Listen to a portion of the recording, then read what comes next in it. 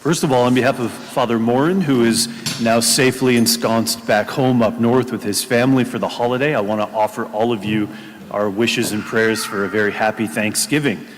As we said at the beginning of Mass today, it's good that we are here today to be celebrating Thanksgiving at this altar, this place of gratitude. For many people, this is a day of feasting in family and giving thanks. But what we do here reminds us that Thanksgiving goes deeper than just the emotional feel-goods that we get at this time of year. This is really about an invitation into deeper communion with God, and from that also with one another. Now in our gospel this morning, we hear about these 10 lepers that are calling out to Jesus for his mercy and his healing. It's a story that we're very familiar with. And we know that as lepers, they were outcasts, they were marginalized by society, and they're suffering from a disease that made them ritually unclean, and thus were unable to be a part of any community.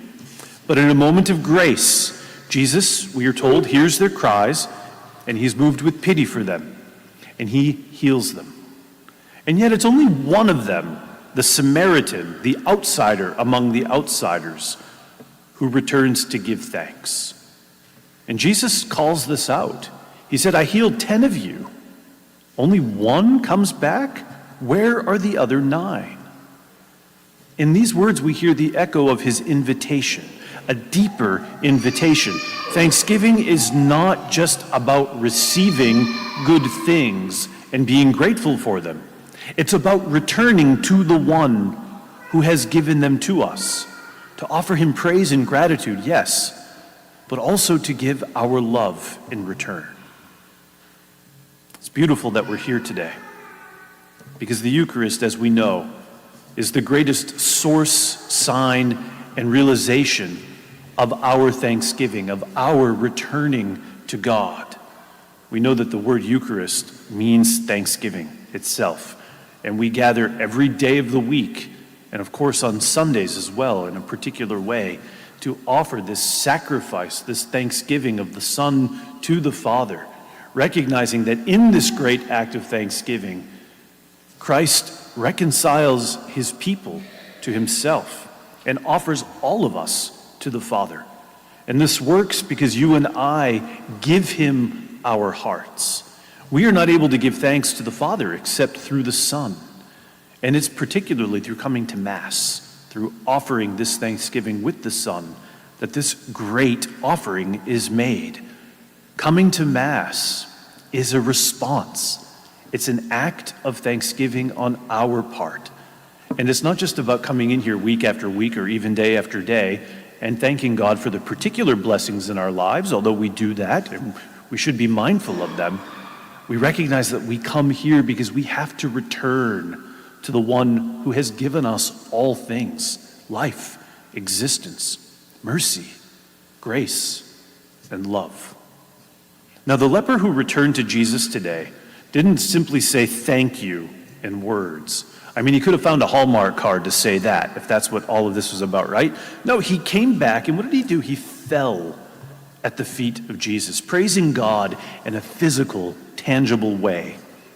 And in the same way, when we come to the celebration of the Eucharist, we do more than just utter words of thanks or prayers. We enter into the mystery of Christ's sacrificial love. It's Jesus, the great healer, who has offered us the ultimate healing through his body and blood that we receive at this altar. He has poured out his life for us so that we might have life, so that we might be healed like the lepers were of our own spiritual sicknesses. In return, we don't just offer words of thanks. We offer ourselves, our whole being, all that we are, in union with the gift that he has given to us. It's easy to think about the Mass as the prayer service that we as Catholics do, or just as a ritual. But it's not just that. It's so much more. The Mass is the means by which we are brought into communion with Christ. And it's this encounter that heals our brokenness and restores us to a life of grace. And so when we worship at Mass, When we partake of this sacrament, when we get down on our knees and fall before the Lord like the leper did in our gospel today, we are reminded that he has loved us as he loved them.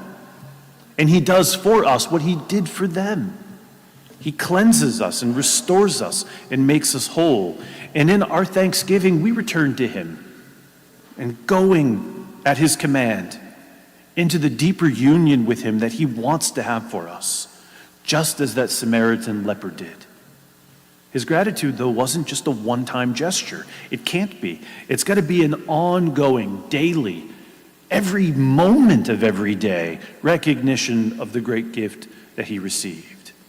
And likewise, our participation in the Eucharist is an ongoing act of thanksgiving. We never hit our quota. We never get to the point where we have given thanks enough. We continually return to God, giving thanks. And we do that by participating in the Eucharist, in his act of thanksgiving. But there's also more going on here. Notice how Jesus heals these lepers. He doesn't do it just physically. He doesn't even do it when they come to him. It's as they're going. It's as they're on their journey. And it's by their faith that they are healed. When that one leper returns, Jesus tells him, "Your faith has made you well."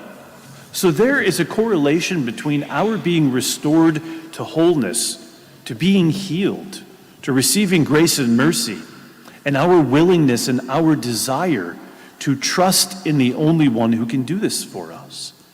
And this is what happens when we partake of the Eucharist. We're invited to bring our faith, no matter how small or imperfect it might be, and to here let it grow and be nourished. And like the leper, we're called to recognize that we are not just receiving a one-time gift here. We are receiving the living, healing presence of God himself, who restores us in body and soul. And that brings us to the point of this Thanksgiving Day in general. It's not just a day on the calendar, although it is. It's a lifestyle. It's a way of being. It's a daily return to God, recognizing his work in our lives and acknowledging the ways that he has called us to work in the lives of others. So the Eucharist is our perpetual feast of thanksgiving, a gift from God to us, but also our gift to God. And every time we approach this altar, no matter what we're going through, no matter what we're feeling, we're invited to echo the leper's faith, hope, and love, saying to the Lord, thank you, not just with our lips, but with our lives, knowing that it's in the Eucharist that we come closest to giving God the thanksgiving he deserves, not because we have been so good, but because he has been so good to us and to all the world. And we know that life is not always perfect, and we're not always going to feel these things, and there are challenges and struggles and times when we might feel distant from God. That's part of the journey. But it's in these moments that the Eucharist becomes even more important to us, because it's in the Eucharist that we encounter the one who knows our struggles, who has compassion on our weaknesses, who has entered into our suffering with us, and the one who promises to heal us. And we know that just as Jesus reached out to the lepers, he reaches out to us. We don't want to be like the other 9, just grateful to have our lives and to go on in excitement. We want to be like that one Samaritan leper who feels in his gut that he has to return to God with a heart that is full of gratitude and love. So on this Thanksgiving Day, let us remember that the greatest act of thanksgiving is not just a moment or a day or a meal or a celebration. It is a reality, a lifestyle. It's who we are. And as Catholics, we are a Eucharistic people. And it is in this great sacrament that we encounter the Lord's love most powerfully and most immediately. So let us come to the altar today with hearts full, as our stomachs are going to be prepared to be full later on. let's realize we've already been given so much, not of the earth's goods, although those too, but of spiritual goods that we have to recognize and see and thank God for. And let us see with eyes of faith that it's in this sacred banquet, this great feast of the Eucharist, of thanksgiving, that we find our true happiness and our true joy.